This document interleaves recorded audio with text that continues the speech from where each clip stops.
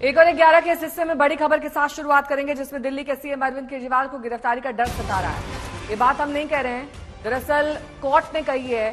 दिल्ली शराब घोटाले पर ईडी के समन पर हाईकोर्ट में केजरीवाल के वकील अभिषेक मनु सिंघवी ने कहा कि अगर गिरफ्तार न होने की गारंटी मिले तो वो पेश हो सकते हैं।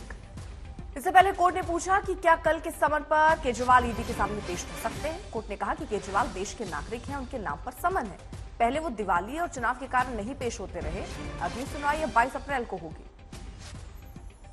संजय शर्मा मेरे सहयोगी जुड़ गए हैं तमाम जानकारी के साथ।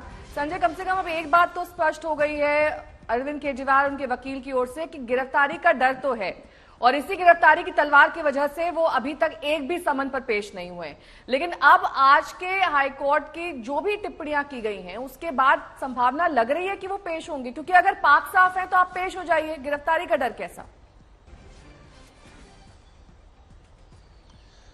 हमारे कानून में बहुत सारे लूप होल्स हैं जिसका फायदा लोग उठाते हैं, इसीलिए हमारे कानून को वकीलों का स्वर्ग कहा जाता है। तो अरविंद केजरीवाल को कोर्ट ने ना तो कोई प्रोटेक्शन दी है, ना समन पे रोक लगाई है। ईडी को नोटिस जारी जरूर किया है। 22 अप्रैल को इस मामले में अगली सुनवाई है, 2 हफ्ते में जवाब देना है। लेकिन ईडी ने स्पष्ट कर दिया है कि वो अपना जवाब सिर्फ इस आधार पर देगी, उसका ग्राउंड ये होगा कि केजरीवाल की याचिका नॉन मेंटेनेबल है, यानी सुनवाई के योग्य नहीं है। इसे खारिज किया जाए।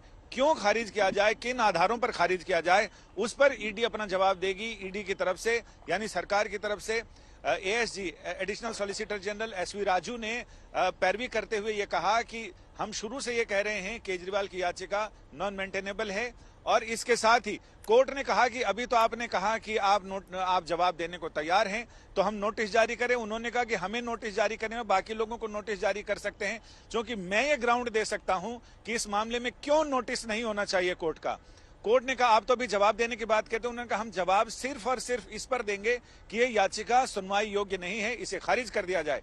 कोर्ट ने तमाम दोनों पक्षों की बात सुनी और उसके बाद यह तय कर दिया कि 22 अप्रैल को इस मामले में सुनवाई होगी। 2 हफ्ते में ईडी जवाब दाखिल करेगी।